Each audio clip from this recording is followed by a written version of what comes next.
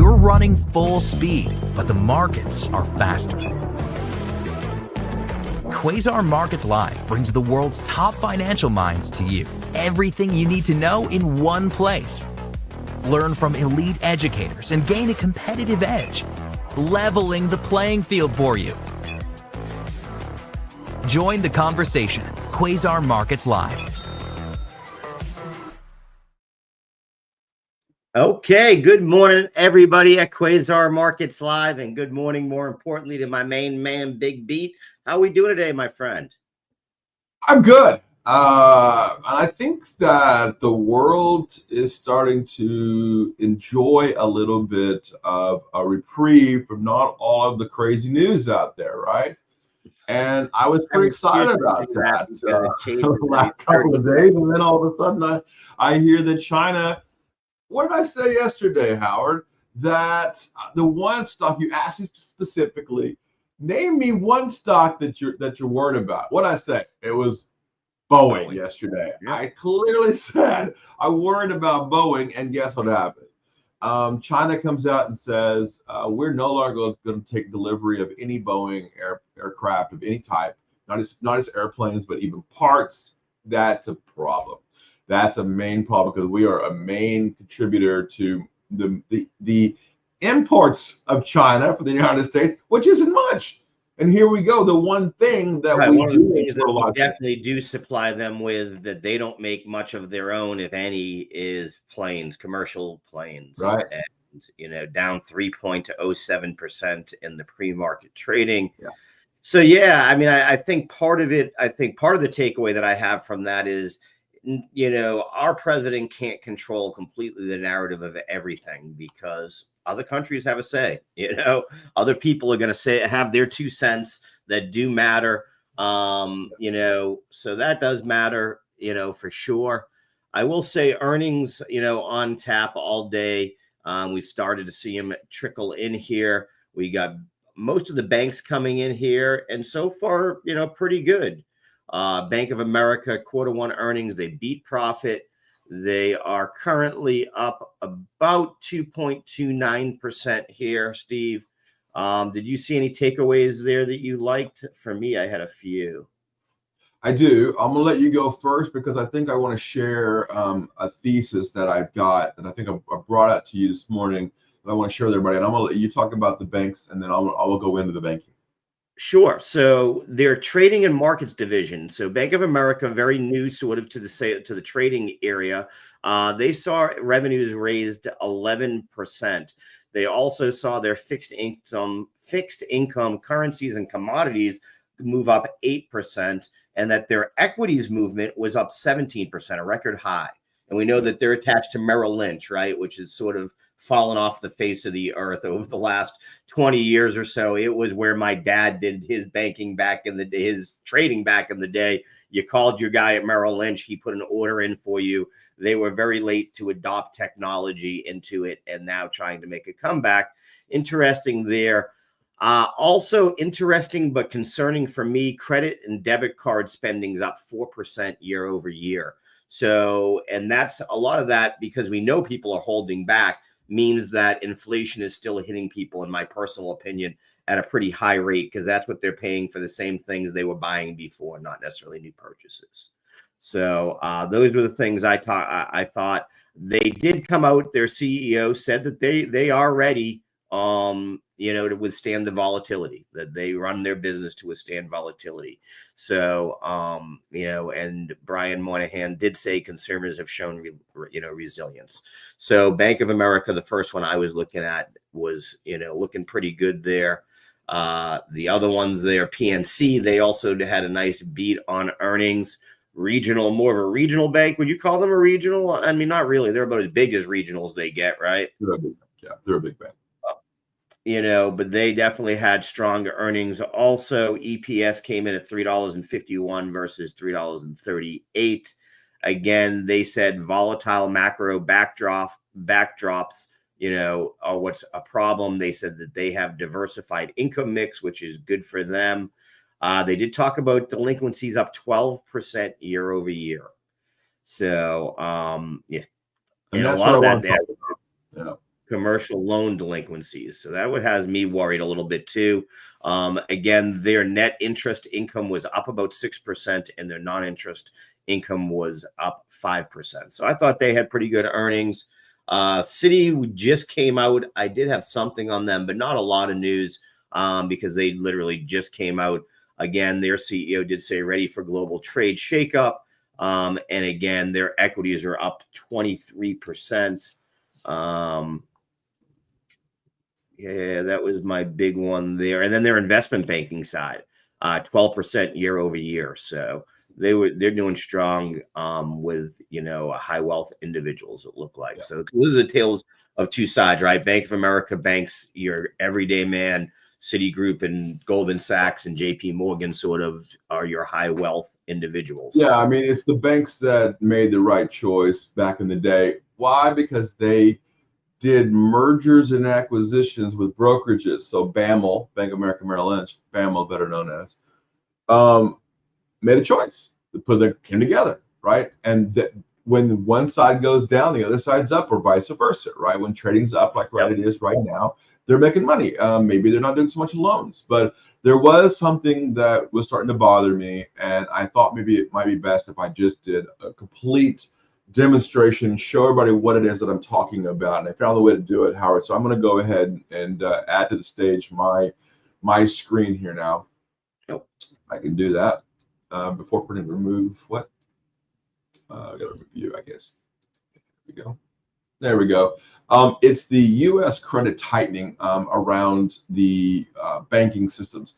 And you'll see that I've also added macro events to my chart here.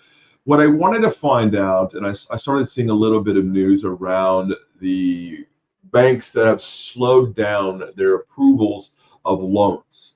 So I want to pull you back all the way back to the beginning and the years. Let's go back all the way to 2005. World was okay. Everything was fine. I think you saw I added mortgages, I added credit card rejections, I added auto loan rejections, I added it all. I wanted to know if the Fed fund rate affected it. The answer is no. I wanted to ask the question, are bankruptcies affecting it and bank failures? So you can see back here during the big global financial problems, we saw this in the Dodd-Frank Act. There it is. There's 2008. We all know about the 2008 time period. Guess what we saw? We saw auto loan rejections were as high as 25%. We also saw bank failures all the way up. So what you just saw, we just talked about, was BAML, right? Bank of America Merrill Lynch. So they got together and said, look, we're never going to have this problem again. So we're going to keep from that happening. So how do we keep that from happening? So what they said, okay, great. We will not be giving out loans to people who really can't afford things. Great. So they got back to normal, and you can see where everything kind of did come back to normal, where rejections were the same. Credit card rejections slowed down. Credit card rejections are now at almost a little over 12%. That's very, very high. Auto loan rejections, mortgage rate rejections, mortgage refi rejections are all-time high. So banks are making a smart move here and saying, you know what, we learned our lesson back in 2008. We're not going to do that again. We're going to slow down, and we're not going to give people the ability to borrow money that can't actually pay us back.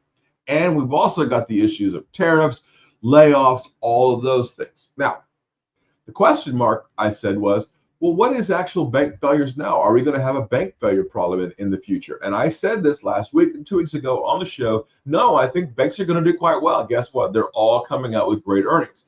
Bank failures are at near all-time lows because they have protected themselves. They've done the right thing, which Lena Khan is alive, right? She's gone, thankfully.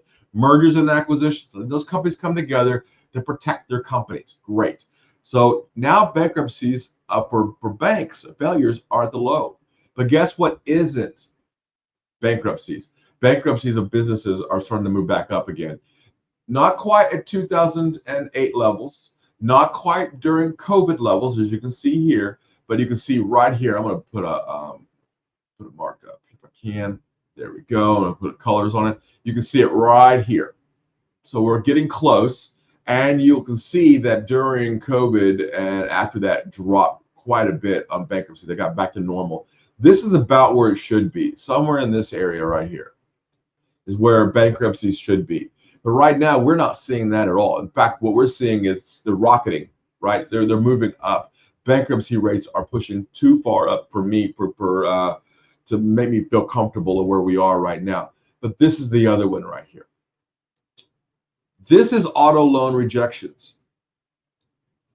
They're almost at an all-time high, auto loan rejections, in a time when we should be giving out more loans because the rates are starting to come down, because we're not going to get as many Japanese or foreign cars, right? We'll have to be buying more General Motors, Chrysler, things like that, Ford. They're going up. So I'm telling you right now, U.S. auto dealers are not going to do very well here soon. They're not going to give you a loan, and they're not going to give you a foreign car, or you're going to pay a bit out the nose through it for the tariffs if they get through that. But here's the big one: mortgage refis, all-time high. If you have a mortgage and you're looking to refi, you are not going to get it. Right now, they're over 25%. That is, there's nothing in the history of any country to be this high. I heard a lot of people are saying that the Canadians are not coming down to the United States. They're selling their homes. There's now a plethora of homes for sale, right? Number two, I've heard a lot of people are pulling out of their contracts on homes so that they feel like that the homes will start to, well, come down in price. They'll get a better price. That we'll see another crash like we saw back in the credit crisis back in 2008. They're already telling you that's what they want to see. Now, we haven't seen that yet. Why? Because we're not quite there yet. And banks aren't failing yet. So we're not going to see that right now. Banks are going to give you a loan.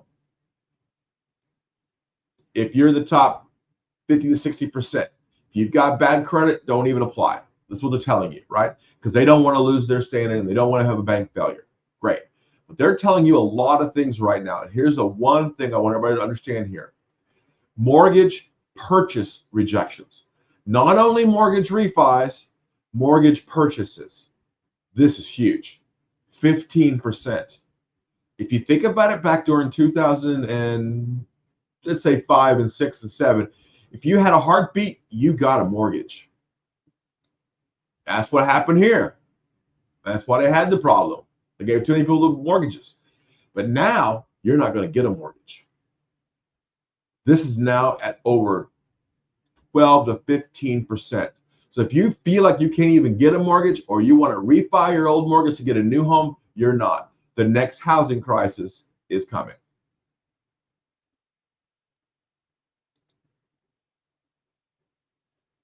Sorry to bring bad news, everybody. Oh, yeah, I'm like, wow, that sounds like a lot of fun, doesn't it? I mean, yeah, I've seen that already, this tightening. You know, when it comes to credit cards, when it comes to things like that, you're definitely right. They're being much more selective on who they're going to give money to. So that's going to hurt, you know, again, Main Street. It's not going to hurt Wall Street. When it comes to that stuff, yeah, I mean, I don't, you know, I said that a month ago or so. Remember, I saw it already on credit card ones, that they were starting to do that.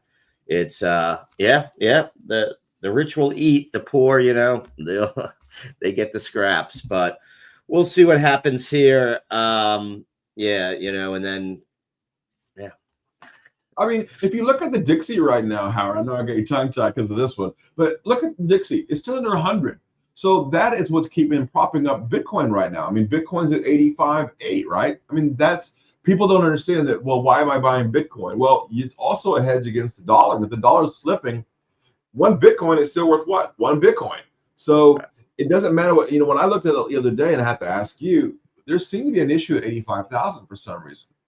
But when the numbers get wonky, like 85.8, I have to look at other currencies, right? So what other currencies are failing? And right now, they're not. Other currencies are doing well against the dollar. Our dollar is coming down. Everything's doing well against the dollar, right? Yeah, right. King dollar has definitely not reemerged yet. and I don't think we're going to see it reemerge until some of this goes. I mean, this battle with China, both countries are going to lose. It's, there is no, and the world loses. It's more importantly, there is no doubt when it comes to that. Markets tick is up, with all that doom and gloom, tick is up. Advanced decline is up 500, which means it can go any way.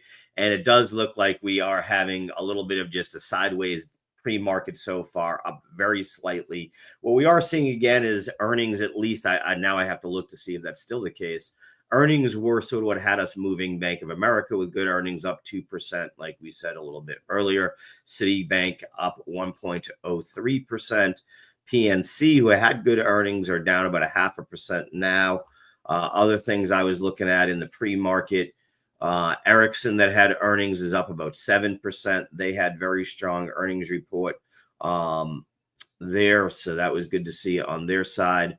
Rocket Labs up about 2.88%. Steve, your Netflix up 1.95% here today.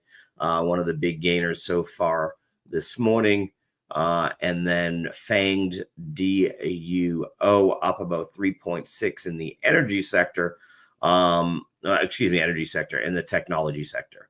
So we do have a little bit of tech winners. On the laggards, Dow, the company Dow, is down about 4.95%. Boeing, which Steve talked about on the heels of news that China is not going to allow any purchases by their commercial airline companies or anybody to buy a Boeing.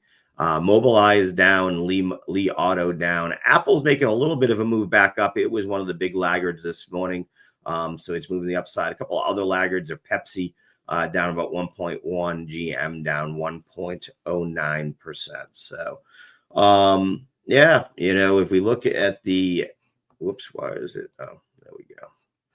If we look at our quasar markets, my widgets here, you can see Bitcoin is up, the rest of crypto mostly down. Pre-market, you've got mostly neutral across almost everything when it comes to the S&P right here. ETFs won't move until the market opens. So that's what we're looking at so far. UAL earnings will be coming up, so we'll keep an eye on those. Hey, Mr. Flanagan. Yep, volatility continuing to decline a little bit here. We seem to be range stuck. I need to see the Qs break that 465 and hold the area for me personally to start to feel that we're getting out of that sideways movement that we've been in.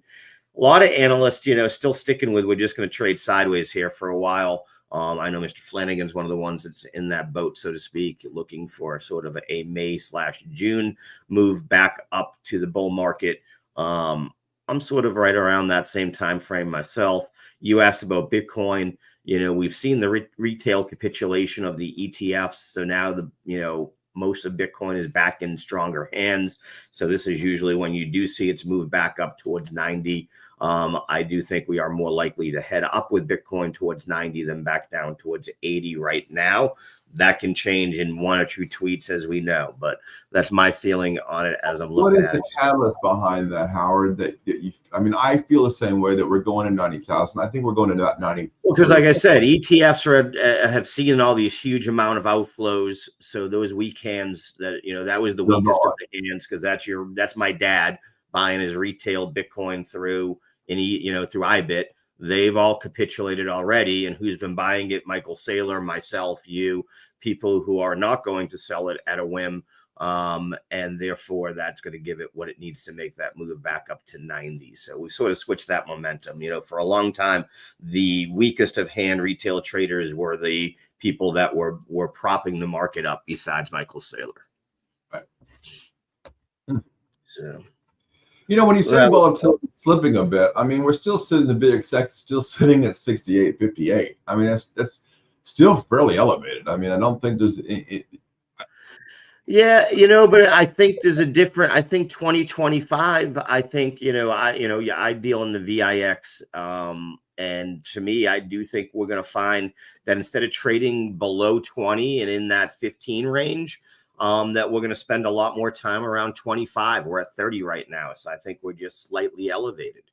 You know what I mean? Is I think that when tweet analysis is outweighing technical analysis, like we've talked about, that's going to be the wave of the future. I don't think that volatility goes all the way back down. I don't think we necessarily see a lot of days in the 10s and 12s until tariffs are straightened out. Right. You know, so that's my thesis on it. We'll say gold holding up 32.23, holding up really nicely here, Steve. Made another run to almost its all-time high overnight. It got as high as 32.32 before dropping down. Silver seeing a little more pressure still. Seems like I'd have to ask you, is that because silver sits in more retail hands, weaker hands, that it doesn't seem to be able to make that next jump that we've seen gold make? Yes, I would also argue that silver's biggest producer is also Mexico by far, and we are somewhat calmer, shall we say, with the Mexico tariffs and a little bit more calmer with trade, even though we're still having a border issue there. So I'm not quite sure yet, but yeah, it's easier to trade silver than it is gold, and gold is being held more by central banks than so. Right now, no. I still think we're going to $43 an ounce on silver, and I still hold my silver. Don't move it. So I don't think there's any change there, to be honest with you. I do see coming across our Twitter here, our Twitter news, Russia's oil earnings have sunk to the lowest since mid-2023, with exports sliding. So this U.S.-China trade war does starting to hurt them. That'll be interesting to see how that goes. And then again, they're starting to see the earnings call from Citigroup is happening as we are on. And their CFO just said there's obviously a great deal of uncertainty around tariffs, deregulation, and tax policy, which is putting downward pressure on growth. So a little bit of the news right there for us that's going on. Let's see what else. We do have this also mentioning here, Reuters, that all eyes are on Europe, where the ECB's interest rate decision happens later this week. I did notice I was looking at my alpha capture, which I keep down the bottom here. I was looking to see what was coming up here. Got a lot of Canadian news hitting today. So we have CPI in Canada hitting today. We know the Empire Manufacturing came out lower, meaning better than expected. You must be reading my mind. I mean, I'm in the midst of doing a Canadian housing post right now about how their own housing is falling as well. So I'm about to post that here in a second here. I didn't realize how bad their housing. Do you know their cost of housing there is 4 times ours here? Correct. Yes. That's just insane. Yeah, I didn't realize that. Well, they have less land to be able to live on, right? I mean, that's part of it. They live closer to the cities because it is cold and they have a lot of land. They just don't have any place where people want to inhabit. Let's put it that way. I agree. Yes. Yeah, you know what I mean. They have a large land mass. Too cold. That's right. Too cold. So it is interesting there. We are about 7 minutes from the open. Ticks fairly neutral. Like I said, this is the volatility, as Mr. Flanagan said, definitely has dropped down tremendously. WTI keeps on raising up. Steve, they're back above 60. Think this is where we're going to settle in now on that also? I'm going to wait and hold a judgment on that until after the OPEC meetings. I think that they're going to make some decisions that we're not really aware of yet. I think they're sitting back and watching the tariff situation. If you noticed, out of all the countries that tariffs we have an export-import imbalance with, do you know we have a huge one with Saudi Arabia, and we haven't even mentioned Saudi Arabia? Why? Because we get our oil from them. So that's interesting. Why are we not going after Saudi Arabia? So let me know. I'll tell you after the OPEC meeting. Yeah. Yeah, that is funny. Why are we not? Yeah. What's being talked about on stock twits here so far? Johnson & Johnson. Johnson & Johnson had good earnings reports. Steve was moving to the upside earlier here. Let's take a look, see if they still are. Yeah, if you look at Johnson & Johnson's earnings, they had a big beat, 6.5%. You know what I thought was very interesting is they actually came out with guidance, and they raised their guidance from 91 billion to 91.8 billion on sales. Not a lot, but they did maintain their EPS, still between 10.50 and 10.70 a share. But they raised guidance, and they might be the first person to do that, first company to do that. So if we see more biotechs and more companies like the pharmaceuticals, big pharma, shall we say, if they are raising guidance, then there's an issue. Now, we all know that the one question mark around all of big pharma to me is whether or not our new Secretary of Kennedy, if he does decide that we're going to take away all these TV commercials for these drugs. And some of the big drugs that Johnson & Johnson has, like Xarelto and Tremfya, they're on TV, and they're the ones that had an 18 and 33% year-over-year beat. They were on advertisements, right? So that could be really impacted. We'll see. Pun intended on infected. Yeah, I mean, they also pointed out while they were doing, they were down internationally, that they more than made up for that. The U.S. sales were up 5.9%. International sales were down 1.8%. And they did emphasize that they are set up for that they can leverage their U.S. strength to offset international softness. They didn't really mention anything about the lawsuits, though. I also noticed did raise their quarterly dividend by 4.8% to $1.30 a share. So a nice little boost there for them. They are down about 1.5% after these earnings, but like you said, all their earnings look pretty good to me. Newsmax up another 13% this morning. Oh yeah. I don't watch the meme stocks that much, Newsmax. Yeah, what was it at one point? It was $200 and something, now trading at 26, if I'm not mistaken. Let's see here, Newsmax. It was 265 all-time high. It's trading at 29.25. So yeah, you've only lost 90% if you were in it. Not too bad. Tick staying, like you said, fairly neutral across everything here. Bitcoin 85,744. I do think any move over about 86.10 would be very bullish for Bitcoin. Start to set off some liquidations here, right around that 86.10 area.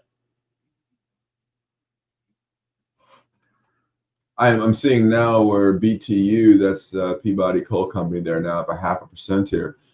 I think that coal is going to do better and better as throughout the summer as we start to talked about that.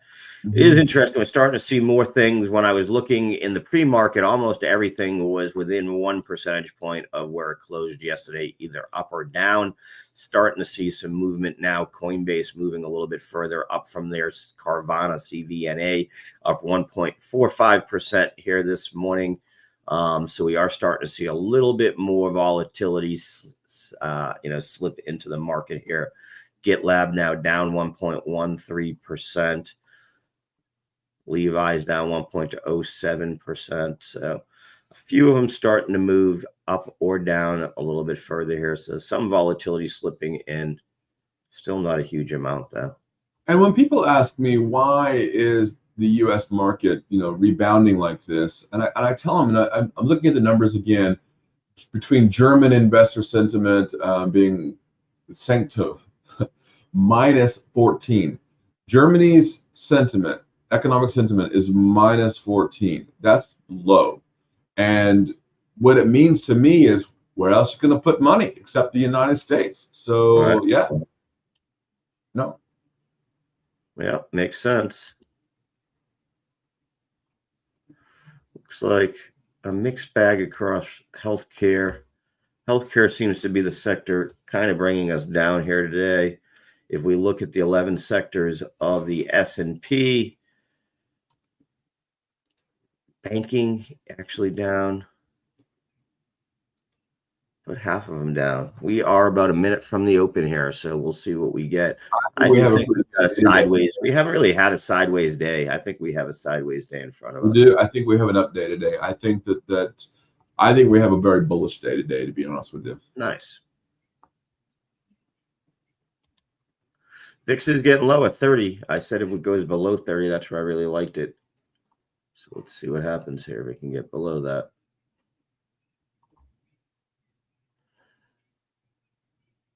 And we are open. Advanced decline jumps up to positive right around 1,000. So fairly neutral, to be honest here. Tick up about 100. Not really a big move one way or the other. QQQ starting off up at 458.63. Like I said, I need to see it break 466 here to really see a move to the upside. I'm going to get that off of there. Put it onto there. So we'll start to see what gets a move here, see if any halts come across.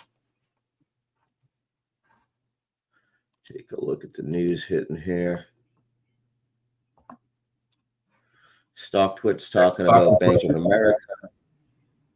Netflix up 2.2%. I mean, anything under 1,000, we all know what to do with it. I mean, I buy under 1,000. And there goes Bitcoin, 85.8 again. So we might break 86,000 here. There you go, NVIDIA, 111.79 now, 111.80 now, the highs of the day. So tech stock's looking pretty good. I have a pretty good feeling that we're going to have a good day today. Steve, some news for you here. NVIDIA announces availability of the GeForce RTX 5060 family of GPUs. There you go. So the new GPU chips out there. So that's a strong one for NVIDIA here. That comes right out of our Quasar institutional news for those that are wondering where I got that. 112 there on NVIDIA. Tick up 265 now, took 283 now. Yeah, nice move to the upside there for sure.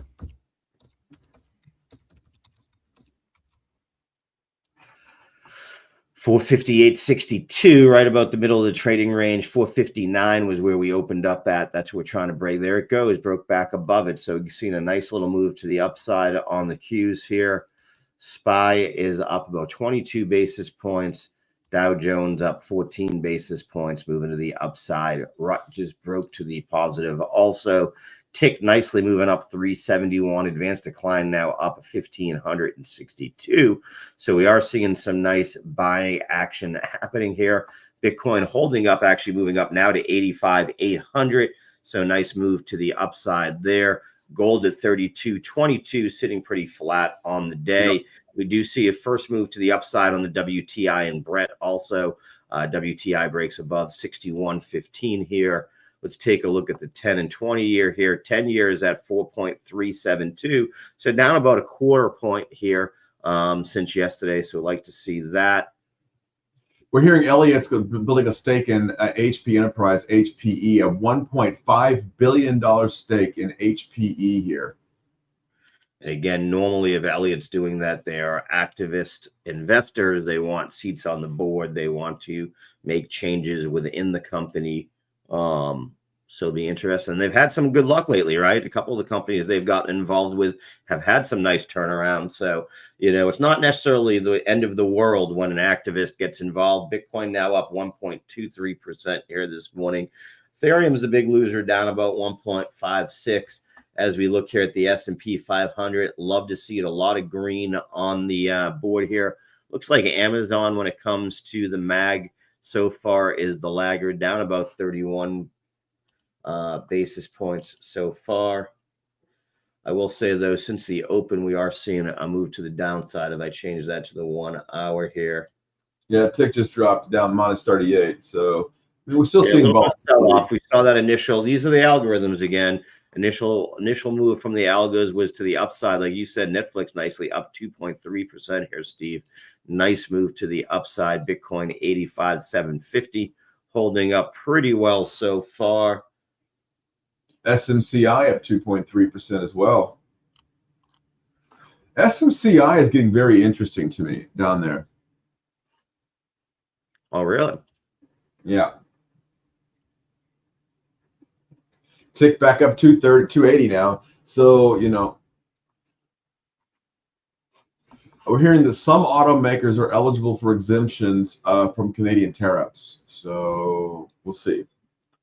I mean, I think, like we said, cooler heads, clarity, all of those things that we need to see are starting to come into the markets. And I think that's why you're seeing this volatility, as Steve Flanagan was just saying, coming off a bit. So I don't know. I got to see a little bit more than just some talk. I got to see numbers. I got to see shaking hands of ministers. I've got to see paper tariffs come off.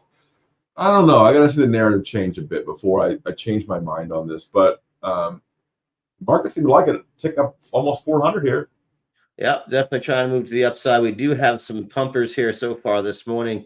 MURA up 153%, SNYR up 90%, SBEV up 51%. So some of the penny pumpers, one of my favorites, ARBB, which is a crypto mining company, up 41.42%, Verve up 34.22%.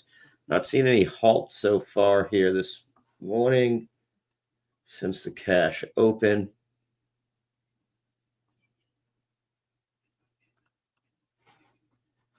Take a look what's going on StockTwits here. Red Book now coming out for the U.S. Actual 6.6. Previous there was 7.2%. For those of you who don't know what the Red Book is, that is retail, and that is not good numbers. Those numbers are coming down a little bit. So people are not feeling good about the U.S. Red Book. Do see a downgrade here from Mizuho on Selenase hitting the markets here at 934. So about 2 minutes ago, Selenase got a price target lower from 65 to 45. That is a healthcare company for those that don't know. That's a pretty big move to the downside. Let's get that Bitcoin cracking now. 85.9 now here. Like we said, let's get across. Okay.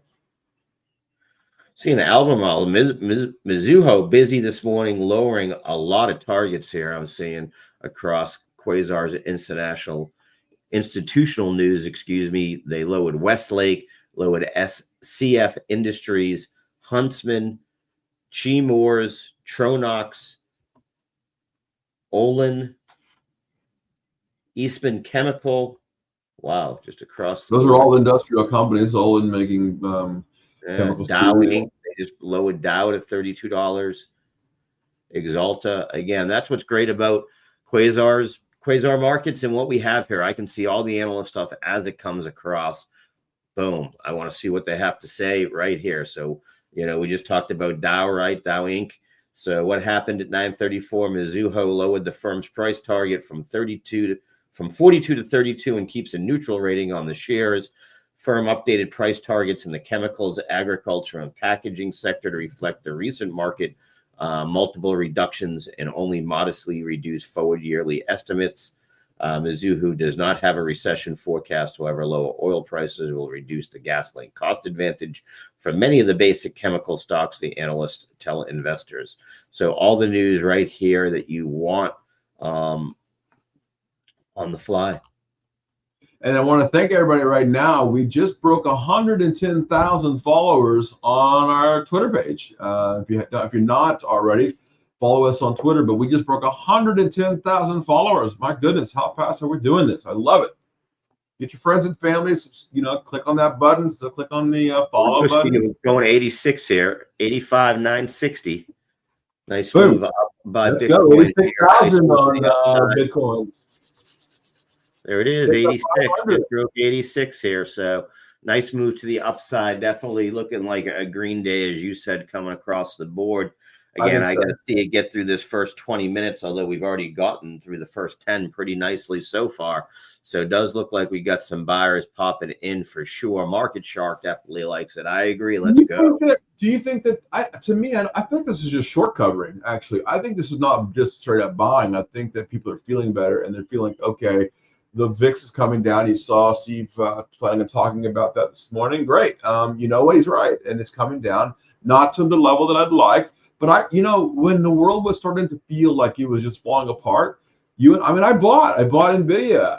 I felt like there was just too much, and I thought there was capitulation. Not once, but twice. I told you that. And again, if you were, and you can see Howard doesn't even have a chart up this morning, right? And if we weren't looking at our charts, right? And I love charts. Everybody knows if you look at my charts, most people can't even understand them.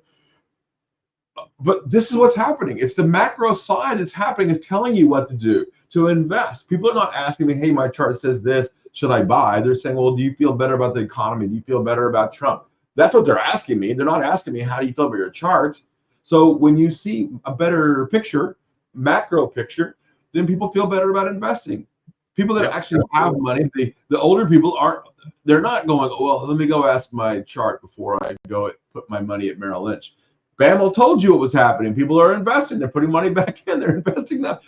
Their investing side's up. So this is what I mean. And I'm liking what we've seen today. This is the third day in a row, by the way, if we do have an update.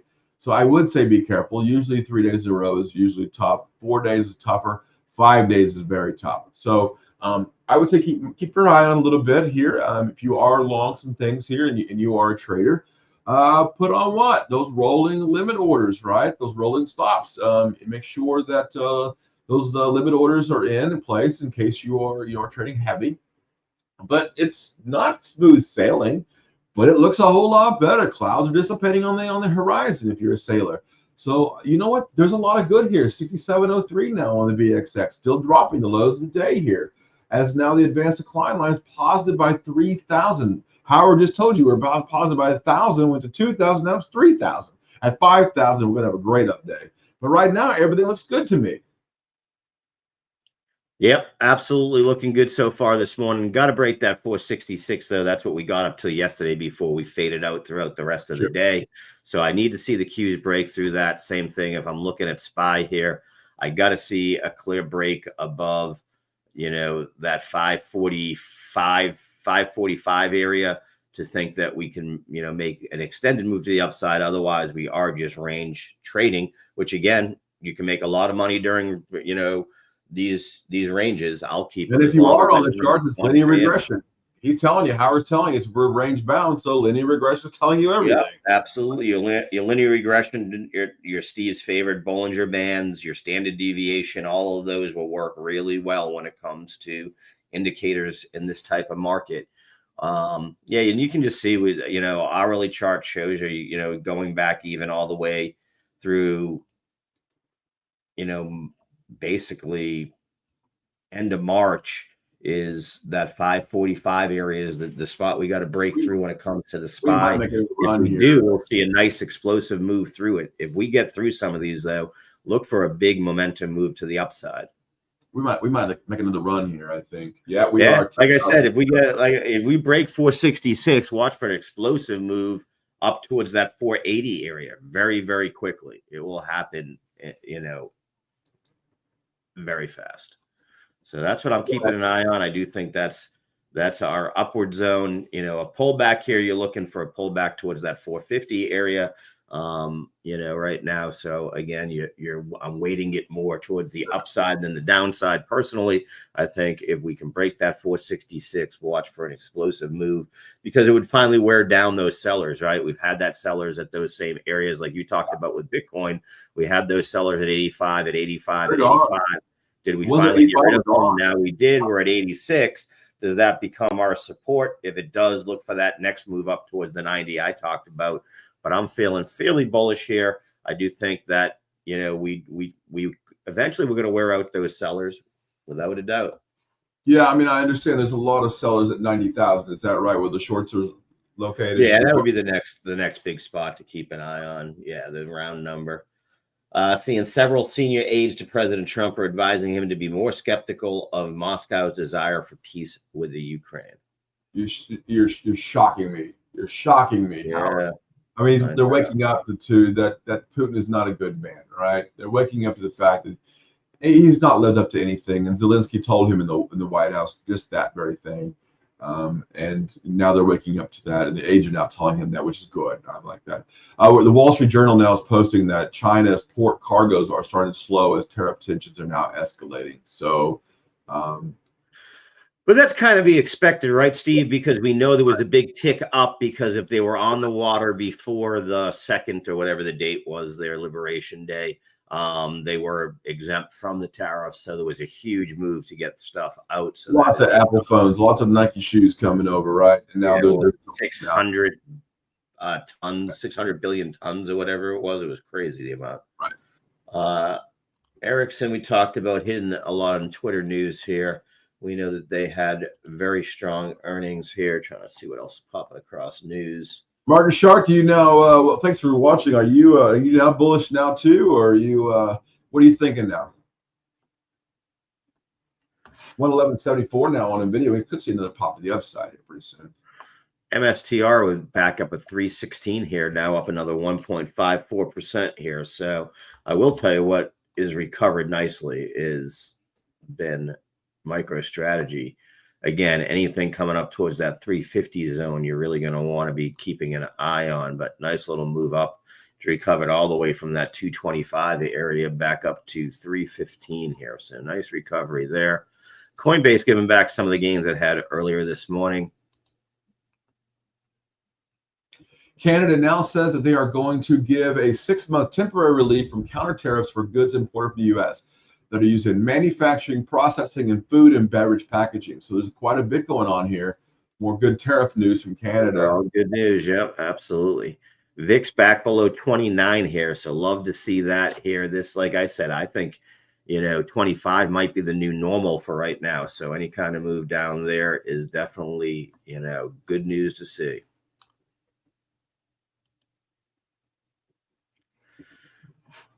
Tick still moving to the upside. Advanced decline now at 3,500, moving more to the upside. Yep. VIX, like I said, below 29. So everything's set up for a nice move to the upside. I'm watching Bitcoin struggling to hold that 86K so far. So that's been the struggle on Bitcoin. Yeah, watching the Dixie at 99.90. It's really struggling here at 99.90. There is a magnet to the 100 level there, but we're not quite there yet. So if it doesn't break up here, it may fall here.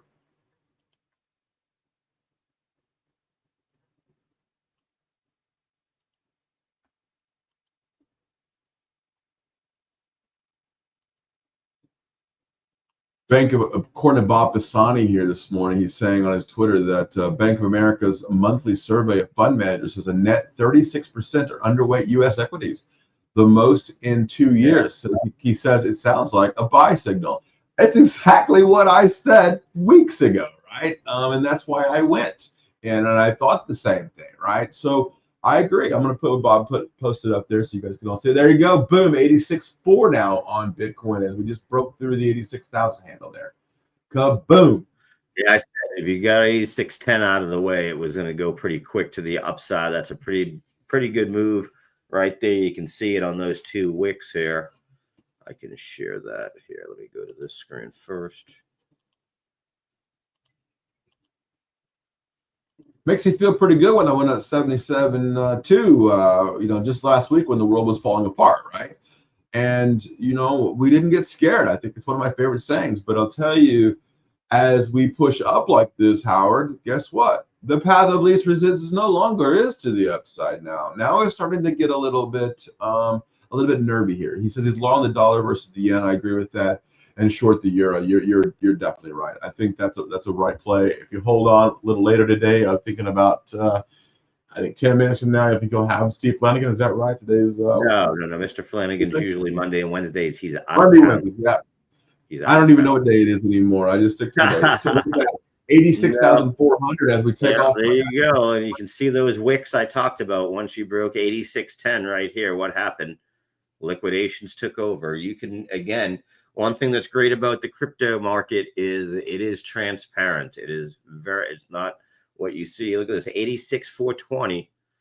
At 86.5, though, watch for some sell-off from that spot. In fact, if I was in long right now and had been in long in a scalp, I would be looking to throw a trailing stop in at this point. But what nice move up there. Nice, VIX is under 30, baby. Here we go. Let's go.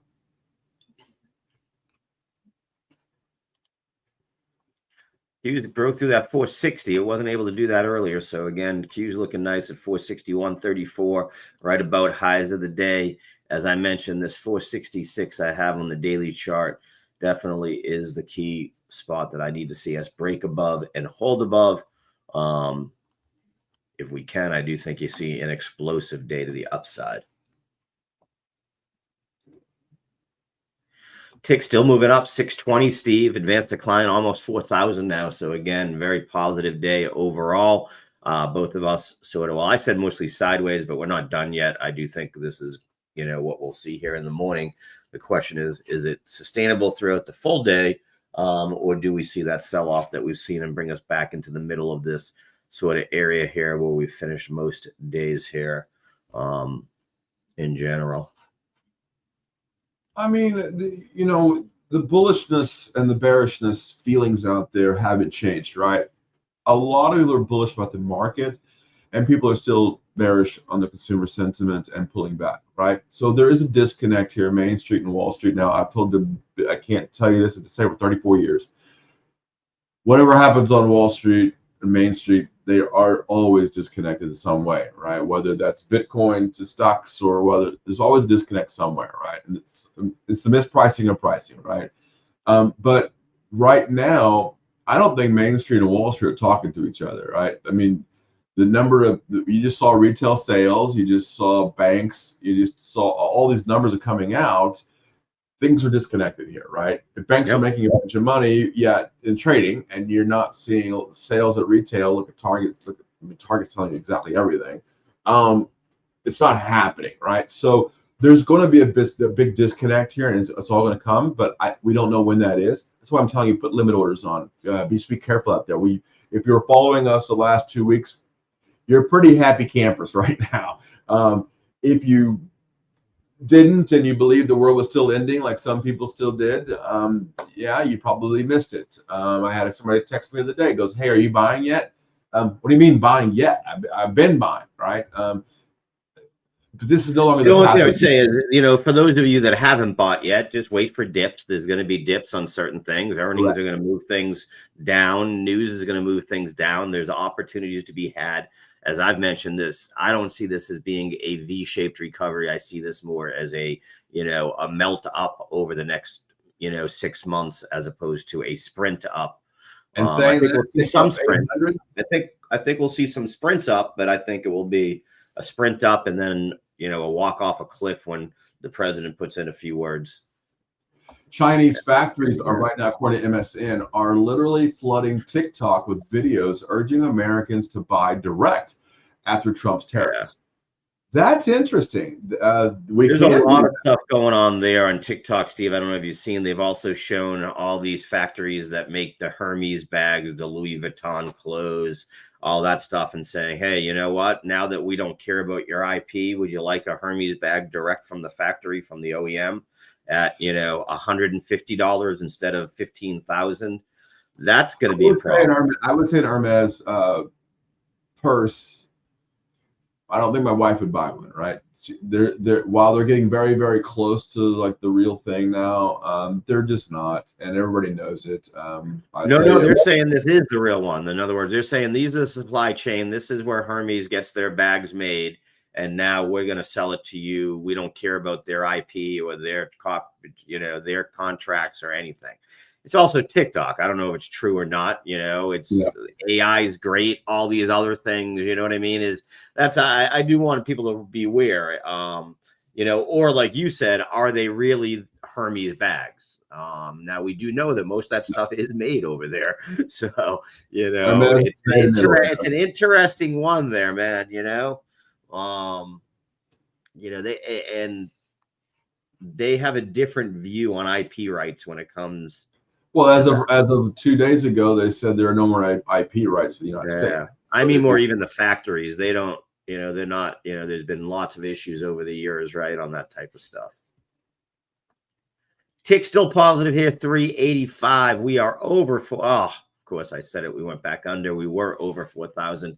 Now at 39.89 on advanced decline. That VIX nicely staying under 29 now at 28.47. Anything below 30 keeps me pretty positive here that we continue to move to the upside.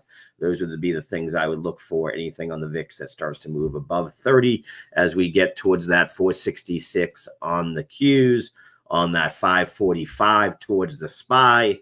Those are the things you want to keep an eye on. That's where where yesterday, where everything sort of hit a wall and then we just sort of slid down from there, finished up on a positive day versus, the day before, but weren't really up from the morning. Bitcoin back below 86 here briefly, Steve. 85,967, but still trading in a nice little area here. Let's take a look.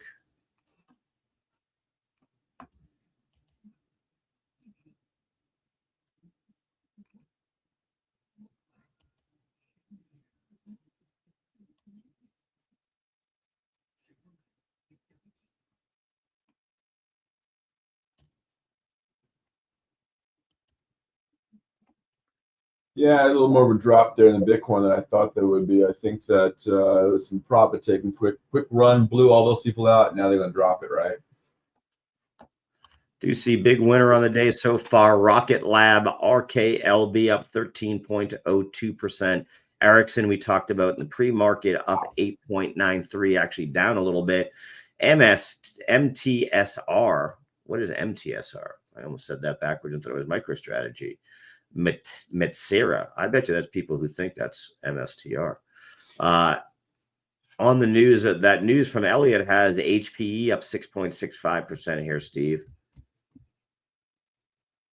TTA up 5.88%. Bank of America up 4.8%. So we're seeing some nice moves to the upside here.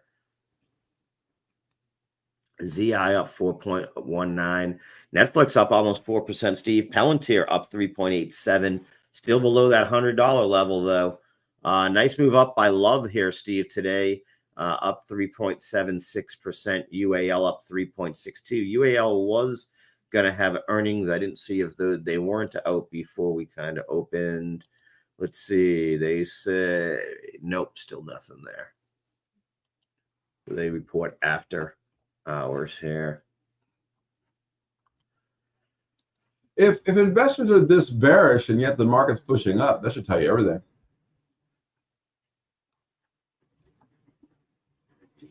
$112.20 now on Nvidia, highs near the highs of the day here. Yep, nice move up.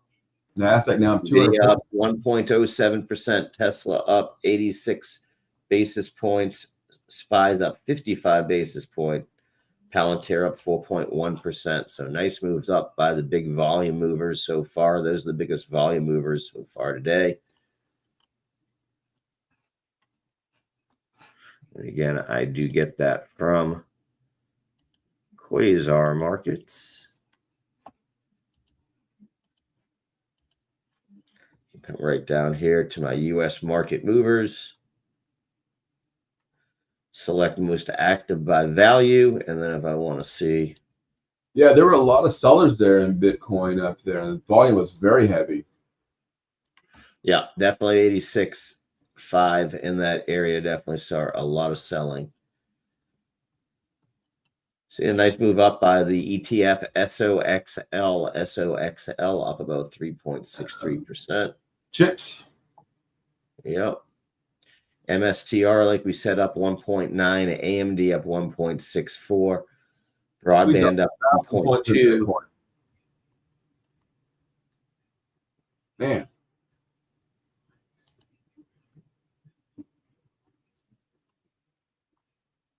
Stairs up, elevator down. It did a little bit of both. Yeah. It did a little bit of both. 85.5, right back to the same area. It just popped straight up 1,000, popped straight back down 1,000.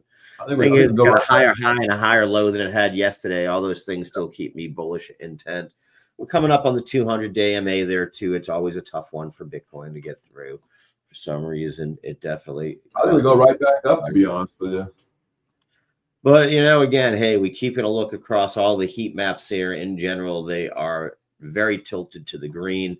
A little bit of the alts moving to the downside here over the last 24 hours. But if we move that to the last 4 hours, a lot more neutral, like you said, and like Steve Flanagan said, you look over the last 4, it has definitely moved to the down, moved to a much more neutral.